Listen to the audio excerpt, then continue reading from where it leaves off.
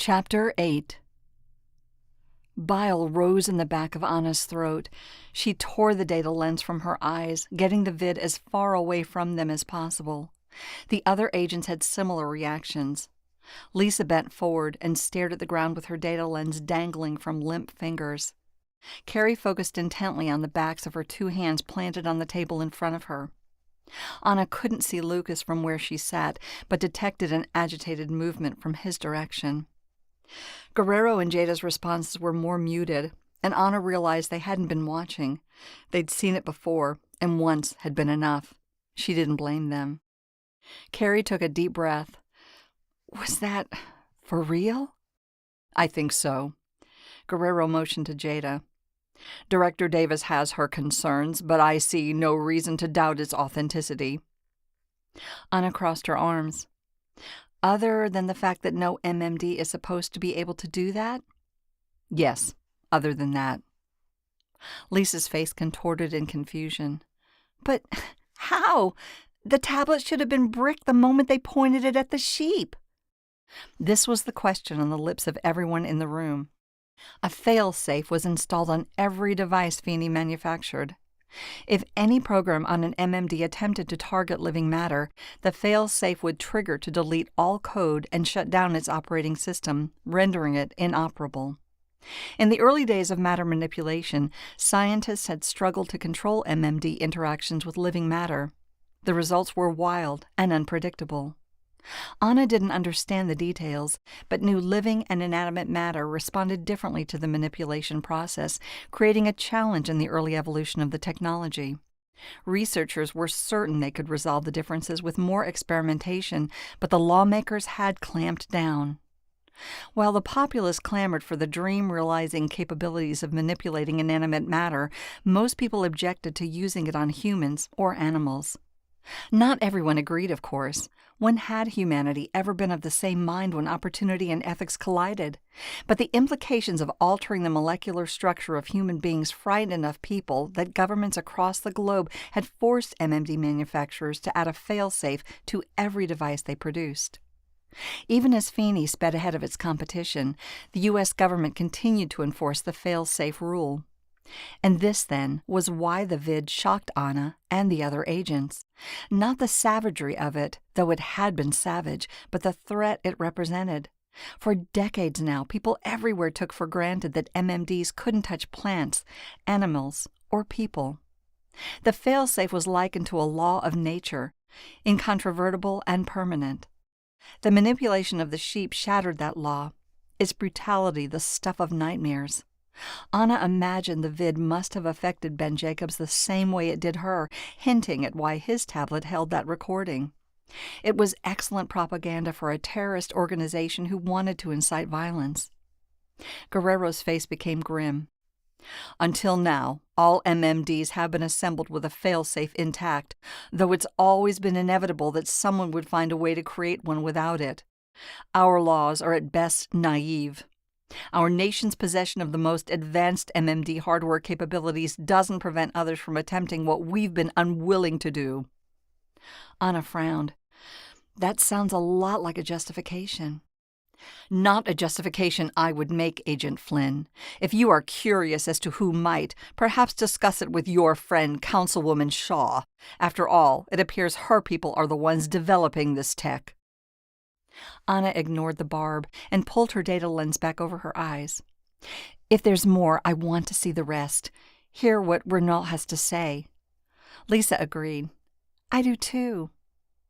Guerrero surveyed the room, and when no one protested, she proceeded. Let's finish then. She resumed the vid, and Anna was relieved to find it had switched away from the dissected sheep back to Renault and his monologue. I can only trust this recording disturbs you as much as it does me. We have been lied to. You know Future is now as the company that empowered our dreams and ushered in a new era for modern humanity, giving us the ability to create anything from our imaginations at the touch of a button or even the wave of a hand. But Feeney's unholy union with our government, forged by Councilwoman Savitri Shaw, led to this. Does Feeney remove the failsafe for our benefit or for their control? I call on you to work with us for a better way. We must reject Feeney and its hold over our nation. This technology was used on a sheep today, but who will it be tomorrow? Do you trust those in power? Those such as Councilwoman Shaw, who would hand a vulnerable animal over to the whims of industry, not to use this against you or someone you love? I'm going to ask you to do some hard things. It will be difficult to say yes, but you need to understand the stakes. Saying no to us is accepting Feeney, Savitri Shaw, and what happened in this footage. What could happen to any of us tomorrow? Thank you for your time, and I hope I have made the appropriate impression. The vid clicked off a second time, and the 6 people around the table sat in silence. Anna looked from Guerrero to Jada. Her boss's lips were tight with disbelief, and Anna didn't blame her. Despite Guerrero's assertion that the development of a non-fail-safe MMD was inevitable, no one expected to see it in action. Or wanted to. Jada addressed the room as the tension within it settled. Our data techs have not validated this vid for authenticity. As Director Guerrero stated, we'd only begun reviewing it this morning before the councilwoman arrived. We must be careful drawing any conclusions until our data techs have done more work. Guerrero picked up the thread. Nevertheless, Director Davis and I agree that our investigation has broadened in scope. We'll be adding Agents Flynn and Williams to the team with a specific focus on proving the link between A Better Way and the assassination attempt on Shaw. As a secondary concern, they will uncover how such an organization was able to gain access to agency code and introduce an exploit into our weapons. Anna marveled at the way Guerrero made it sound like bringing her and Lisa into the investigation had been her idea, a natural response to events rather than a yielding to Shaw. Guerrero turned to Carrie. Agent Young, you'll need to provide Flynn and Williams with the information you've gathered about Jacobs and Zhao before shifting your attention to Feeney and Councilwoman Shaw. If Feeney developed the non-fail-safe MMD tech demonstrated in this vid, we need to prove it and hold them accountable. We also need to be very clear to avoid any appearance of a conflict of interest, doubly so since the councilwoman elected to visit us today. Anna held up a hand. Back up. Who is Zhao? Guerrero nodded to Carrie, who gestured an image onto Anna and Lisa's data lenses. Meet Jennifer Zhao, a.k.a. Naomi White. Lucas and I started looking into her on Wednesday, based on your statements after the bombing. We found her civilian records were faked, convincing on the surface, but no depth. We instructed Simon to go wide, and he found her real information in the Marine Corps database. Anna studied Zhao's picture. She didn't question that this was the same woman she'd fought in the hotel room. Zhao wore a military uniform instead of the olive-green jacket, and her short black hair was pulled back into a small bun instead of the ponytail Anna remembered, but she recognized the heart-shaped face. She served in the military? Yes, though she's been out for 3 years now and off the grid. The only records we have post-military are the fakes. What do we have on her? What are her capabilities? She can fight and skydive, but what else? Redacted. We have her identity and basic information about where she served, but any interesting details are off limits. I think we can assume she's well trained to warrant that kind of secrecy. Guerrero broke in. I've engaged my contacts in Washington to find out more, but I'd give it 50-50 on whether they'll be able to deliver anything. Anna suspected the chances were far lower, but didn't say this out loud.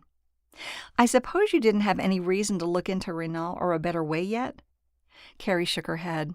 No. No one realized A Better Way was involved until this vid. I'll bet ADTA has something, though. Anna knew she was right. The Anti-Domestic Terrorism Agency shared the same building as the MMD agency, and agents from both offices often worked together. Terrorists often used illegal MMDs. ADTA ought to have an extensive file on A Better Way, whether its goals were peaceful or not. All present indications pointed to not. What about Ben Jacobs? I'm going to guess he wasn't a super spy. Lisa asked this over Anna's shoulder. Carrie managed a thin smile. No, his public information was accurate, but we filled in some details. Lucas and I have been compiling a file with everything we found. Anna nodded. We'll check it out. Also, 2 detectives in El Paso did an interview with his widow the day after the bombing, so you'll want to watch that as well. Sounds like you two have been busy. Carrie's smile widened. Not as exciting as shielding a councilwoman from a bomb, but Lucas and I are capable enough with data gathering. Anna grinned at her. I'll settle for less exciting going forward. All I need now is access to the agency network again, and we can get started. Guerrero scowled, agitated at the reminder that Anna had escaped her discipline. Yes, I'll get you flagged as reinstated. Carrie's face took on a quizzical expression, and Anna realized she hadn't been aware of the suspension. Jada must have kept it under wraps, perhaps in hopes of reversing it. Well, it was reversed. Anna addressed Jada, hoping to send Guerrero a subtle snub. Director, I believe we understand our assignment. Is there anything else we should know? Jada glanced at each of the 4 agents in turn. Regarding the vid, please do not let its existence be known outside this room. We can't avoid showing it to ADTA at some point, but not right away. The contents are inflammatory, and the more people who learn about it, the more potential there is of this coming out in a way that's politically damaging. We must authenticate it before people start reacting to its contents prematurely. As Anna and the others murmured their understanding, she couldn't help but recall the conversation with Daniel the previous night. A public release of the vid would have negative implications for her due to its allegations against Shaw and her association with the councilwoman. It didn't change what she had to do, but she had to admit his concerns held some merit. She rose to her feet, and the other agents stood with her. Thank you, Director. Once Lisa and I are caught up, we'll inform you of our next steps. Hello, Anna. Simon spoke into Anna's ear, a welcome sound after 2 days of his absence. She and Lisa sat in her office preparing to dig into the information gathered by Carrie and Lucas. It's good to hear your voice. I am glad that you were all right. Thank you, Simon. Lisa and I have seen the decrypted vid from Ben's tablet and have been updated on Zhao's identity. We've been tasked with tying the assassination attempt on Shaw to a better way. Director Davis has apprised me of your current assignment. Perfect. What do we have on Ben Jacobs? Quite a lot. Text appeared on Anna's data lens as Simon provided an audible summary. Ben Jacobs grew up in the El Paso area. He and his wife Shannon Jacobs had 3 children together, ages 6, 9, and 11. They were married 14 years ago. Shannon's parents also live in their home. Anna scrolled through the details, reading about the life of Ben Jacobs. It hadn't been a happy one. Shannon Jacobs had been employed for over 15 years at a company Anna had never heard of, called Ergo. She'd taken several years off as her children were born, but eventually rose in ranks to a senior analyst position. Earlier this year, another company named Amaral Link had purchased Ergo and closed the El Paso office, downsizing Shannon's job. Ben, on the other hand, found infrequent employment as a security guard at a handful of companies, most of this work coinciding with Shannon's family leave. He had spent the vast majority of his adult life taking care of their kids while Shannon worked. Neither Ben nor Shannon had been employed for most of the past year, forcing the family to rely on basic income. In the early years of their marriage, Ben and Shannon had lived in a home owned by her parents, a ranch suited for raising cattle that had been in Shannon's family for generations. This arrangement had lasted until 7 years ago when they were forced to leave because the city negotiated with Feeney to construct a new assembly plant on their land. This surprised Anna. She hadn't realized Feeney operated that far out west. After the family's move, Ben's next job was at the factory that had displaced them. Cruel. The more Anna read, the more she saw a picture emerging of why Ben might want to hurt Shaw. The Jacobs had been compensated for their home, but the amount had hardly been fair. They were able to purchase a much smaller apartment in the city, nowhere close to what they'd previously owned, and this didn't even consider the emotional trauma of losing something that had been in Shannon's family for generations. If Ben viewed Shaw as an extension of Feeney, and many people did, she would be a natural target for his ire. Lashing out at a faceless corporation can feel abstract, impossible, or pointless, but people bleed. Shaw was someone he could punish. Their family didn't struggle for survival. Basic income was fine for a good, if limited, lifestyle. but they weren't thriving either. Anna wondered if he and Shannon were getting along with the pressure that they were under. Maybe they had argued or talked of divorce. She shared her thoughts with Lisa. Ben looks like a prime candidate for recruitment to a dissident group like A Better Way. I'm thinking Zhao was a part of it and guided him through the violent parts. That's my read, too. A Better Way recruits Ben, gets him afraid and fired up with the sheep vid, and then Zhao swoops in and hands him a gun, metaphorical and literal, aimed at Shaw. He dies for the cause, and she walks away clean. Anna sighed. Isn't that always the way? Simon, Carrie mentioned an interview with Ben's widow? Yes. On Wednesday at 2 p.m., El Paso detectives Evans and Reynolds conducted an in-house interview with Mrs. Jacobs. Let's have a look at that. A recording taken from the data lens of the lead El Paso detective started playing. It began with a door disappearing to reveal a puffy-eyed, dark-haired woman in a flowing black dress. Shannon Jacobs? The low male drawl came from the man behind the data lens. Yes. I'm Detective Reynolds, and this is my partner, Detective Evans. We work for the El Paso Police Department. May we talk to you? Mrs. Jacobs exhaled a weary breath. Of course. She invited them in, and the recording moved past her into the living room. Moments later, she appeared again, playing the reluctant hostess. Can I get you anything? That's kind, but I'm fine. I'm all right as well. The second detective's voice was energetic and feminine. The widow gestured at the couch.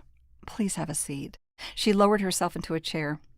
Detective Evans took the lead, speaking off camera. Before we start, our sincere condolences for your husband's passing. It's never easy to lose a spouse. Mrs. Jacobs caught her breath. No, it isn't. He may be reviled by the world, but he meant something to us. To me. He was a good man. The view shifted as the detectives glanced at one another. Lines of empathy crossed Evan's dark skin. This was one of the hardest parts of the job, talking to a survivor of a deceased loved one, even if he was the villain. Sometimes that made it worse. Reynolds turned his head, and the focus returned to Mrs. Jacobs as Evans continued. Her tone was weightier now, but still awash with kindness. Are your children here? No. They're with my parents. They wanted to give me time. That's good of them. Reynolds spoke again, his deep voice a stark contrast to Evans. We know this is hard, and we're glad you understand it's important. Let's get started. We have a few questions, and then we'll get out of your hair. Okay. Did you know of your husband's plan to attack Councilwoman Shaw? She shook her head quickly. No. Never. I wouldn't have thought him capable of something like that. Is he political? Activism, protests, anything like that? No, we just try to pay the bills. Our life here is good, and we have no complaints. Anna knew this wasn't true. At the very least, they must have had grievances over their home being seized.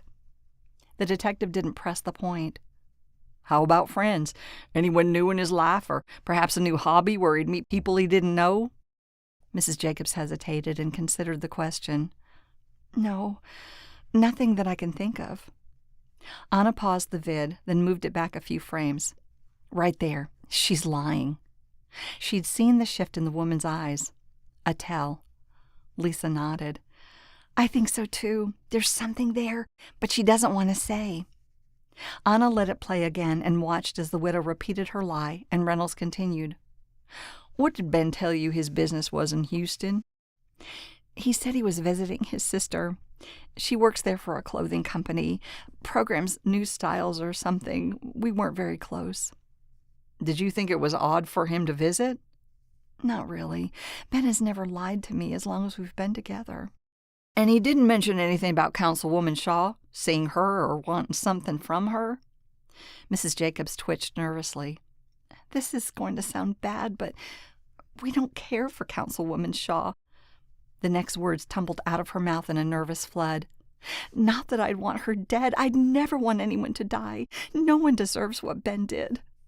Her eyes flitted between the two detectives, and Anna could tell she hoped one of them understood. It's just that she took a lot away from us. We were angry, but I never thought Ben was this angry. He killed 7 people. Evans moved into view and crouched down beside the chair. "I'm so sorry, Mrs. Jacobs. This is difficult, and you're doing great." The widow's chest heaved. Her lips trembled, and she silently bowed her head toward the detective. Evans looked back at the camera, and Reynolds asked another question. "Did he own a gun?" After a brief hesitation, she looked up and nodded. "Yes, though I haven't seen it in years." "What did he use it for?" "To fend off coyotes back when we had the ranch, or that's what he said. I think maybe he shot an armadillo or two." "Where's the gun now?" "He must have taken it with him, because I looked this morning and I couldn't find it." "What about explosives?" "Nothing like that, ever. The news said he detonated a bomb, but where would he get something like that? The idea of him with a bomb is shocking." She shuddered. The view rose into the air as Reynolds stood up. "Okay, Miss Jacobs, I'm sure we'll have more things to ask later, but you've been very helpful. I'm sorry to do this, but you'll have to step outside for a while. This may be a good time to meet up with your parents and children. We need to search your home and look for any information we think might be useful. I'll send the warrant to your data lens." Evans, still crouching next to her, spoke softly. "Shannon, please let us know if you need anything." Anna thought she was doing the nice detective routine, but also that it wasn't entirely an act. "Of course." Mrs. Jacobs' voice wavered as she stood up. "Just be careful. This is my home." The vid clicked off, and Lisa leaned back in her chair. "So, what do you think?" Anna replayed the interview in her mind. She was upset with Shaw, but that's hardly surprising. From the way she lied when they asked her about new people in Ben's life, I'd guess she knew he was involved with A Better Way. But why lie about it? Hard to say. This was the day after he died, so it might have been anything, unless, of course, she was in on it. Lisa frowned. The more I watch, the more I struggle to believe she was. I agree. That shudder at the end, it seemed authentic. They fell into silence for a few seconds, and Anna considered how she might feel in Shannon Jacobs' place. Husband dead, now a declared terrorist making national news. What would she do with that? She had no idea. Her focus returned to the present. "Simon, do we have any data recovered from the Jacobs home?" "Yes, Anna. I have some entries from his personal data lens, which I understand he left behind when he traveled to Houston." Once again, Simon sent them information. They started parsing through Ben's notes, and Anna found numerous references to Shaw. According to these, the councilwoman had taken part in Feeney's negotiations with the city that had ended with the Jacobs losing their family home. Ben had been looking up the details, focusing much of his fact-finding on Shaw. "Lisa, you should read this." Anna pushed a document over to her partner. It was a public record of the final vote to take over the land and grant it to Feeney for new factories. An attached addendum contained a letter written by Shaw detailing the enormous boost to Houston's economy that had come in the wake of Feeney building on the city's outskirts. She argued that the gains had been worth displacing families. According to the minutes from the El Paso City Council meetings leading up to the decision, the city's leadership had been deadlocked for weeks. Shaw's message had tilted things in Feeney's favor and against all the landowners who were forced to move. Anna shook her head. It looks like he developed quite a fixation on Shaw. Not surprising, given how it ended up, nor after what she did to his family. Yeah, she sighed, recalling Daniel's point concerning the actions of those who ascend to power. If she'd been in Ben's shoes, she'd have been mad too. I think we're going to need to follow up with the widow and see if we can find a more direct connection between him and A Better Way. So, El Paso for the weekend then? Lisa bobbed her head enthusiastically. Sure, let's do it. I'll send the request to Jada. She can get us set up with an agency car tomorrow. They spent some more time poring over the data, working without speaking until Anna pulled off her data lens and rubbed her eyes. Lisa raised an eyebrow. Need a break? Anna considered this. She was tired, but also felt like the more she pored over the information from Carrie and Lucas, the more diminishing the returns. They had bigger gaps to fill. No, not a break, but we have a lot on Ben, and a bit on Zhao. We haven't started investigating A Better Way yet. With proof that they're involved, we should learn all we can. Do you know anything about them? Lisa smirked. Not a thing. Doesn't sound like my kind of party. Anna grinned back. No, I suppose not. Not for me either. Lisa held up a finger. But I have a good idea of who might. Garrett. Garrett Brooks worked for the Anti-Domestic Terrorism Agency and had aided Anna on several occasions, and vice versa. Lisa was right. As Carrie had noted, ADTA was sure to have a file on A Better Way, and Garrett would be able to tell them all about it. Good call. Simon, can you check Garrett's calendar? See if we can get something scheduled this afternoon? Of course. A pause. I have it set up for 3:30. You will be meeting on his floor. I appreciate it, Simon. I imagine we have a lot to learn. When Anna and Lisa arrived at Garrett Brooks' office, the thin, wiry man offered the minimum of greetings.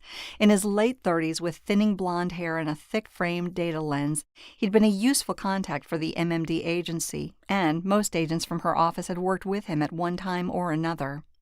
As was his usual way, he launched into a lecture with the barest of preambles. Good to see you two ladies again. I understand from the meeting invite that you're looking into A Better Way, and I have a good bit of info for you. The ADTA has had eyes on both it and Darren Monk, its leader, for 3 years now. That was when he left the military and founded the group, though it hasn't done much until recently. For the first 2 years, the entire organization consisted of nothing but a handful of people gathering at what they called meetups in a few Midwest towns. Starting around the February and March timeframe, its growth became exponential, and most cities now have a chapter. The larger ones have several. If you want to attend one to experience what they're about in person, you'll have no trouble finding a meetup nearby that fits your schedule. Anna gave a half-suppressed laugh. Ironically, not a problem. My husband's friend invited us to a meetup just yesterday. Lisa wore a bemused expression. And what exactly do they do at these meetups? Garrett shrugged. The usual. Complain about the government, give each other pep talks, trade half-baked philosophical ideas, and cycle through the echo chamber feedback loop. The problems of the real world are always very simple for organizations like A Better Way, if only they could be put in charge. Anna was familiar with groups like this, though most were harmless enough. Some, however, did evolve. Ronell, for example, had called for extreme measures. He wouldn't be an outlier in A Better Way. What about violence? Have they acted out in any way? Garrett shook his head. Not so far, but the potential is there. That's why we've kept an eye on them, and that's why I have all this compiled data. That being said, I admit the fact that you two are here right now makes me wonder if we missed something. Was A Better Way involved in the terrorist attack on Shaw? We obviously had people on the scene, but found nothing tying it to them. We think there's a strong possibility. Anna suddenly felt guilty for not sharing the sheep vid with Garrett.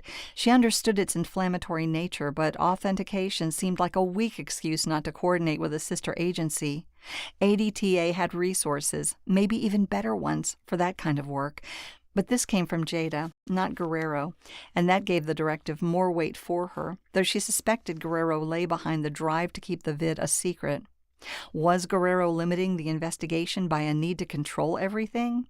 She let her question linger in the back of her mind while continuing to answer Garrett's. We believe Ben Jacobs might have been a member. Garrett rubbed his chin. Interesting. I'd like to know more about that. We would too. Lisa and I are planning to travel this weekend to speak to his widow and try to establish a firm link between him and A Better Way. We'll share what we find. She didn't add that the flow of information depended on Guerrero's dictates. She tilted her head as something else occurred to her. You said he was in the military until 3 years ago? Does he have any connection to a Jennifer Zhao? She waved their file on Zhao, small as it was, over to him.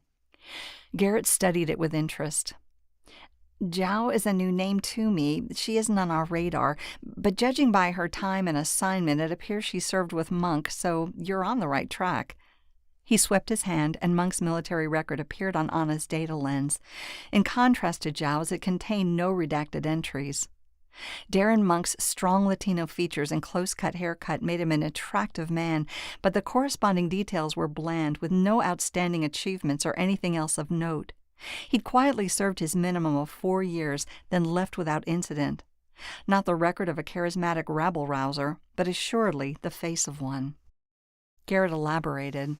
Mediocre soldier turned true believer, wants to bring the power to the people, fix our food supplies, address gender inequality, all that stuff. We've been following him ever since he entered civilian life, even before he started A Better Way. Anna lifted her eyebrows. Before that? Why did you single him out? Though it didn't make it into the military's records, we have reports he showed signs of disaffection while still in the service. Nothing like a direct protest against the military or nation, but some cynical takes on our government coupled with idealism. No one characterized him as a zealot, but the ADTA was concerned some seeds might have been sown. With the founding of A Better Way, those seeds appeared to have sprouted. Religious? Not so far as we can tell. I mean, he attends church, but not as a preacher or in any kind of leadership. A Better Way doesn't seem affiliated with any religious sect, but he is loaded with charisma and captures people's attention when he talks. I haven't been personally following Monk until the past few months. Someone in a different office started his file, but as his organization has grown, it's popped up on my radar more and more. Lisa leaned forward. Does A Better Way have a militia element to it? Not that we're aware of, but with its size, we can't know everything. If they were involved in the bombing on Tuesday, that would suggest they are involved in paramilitary activities and have been able to keep them hidden from us. Based on your visit, I'll propose we look a bit harder in that direction. Anna nodded. Tell us what you find, then. If they do have a militia, that will be important to our investigation. Of course. One last question.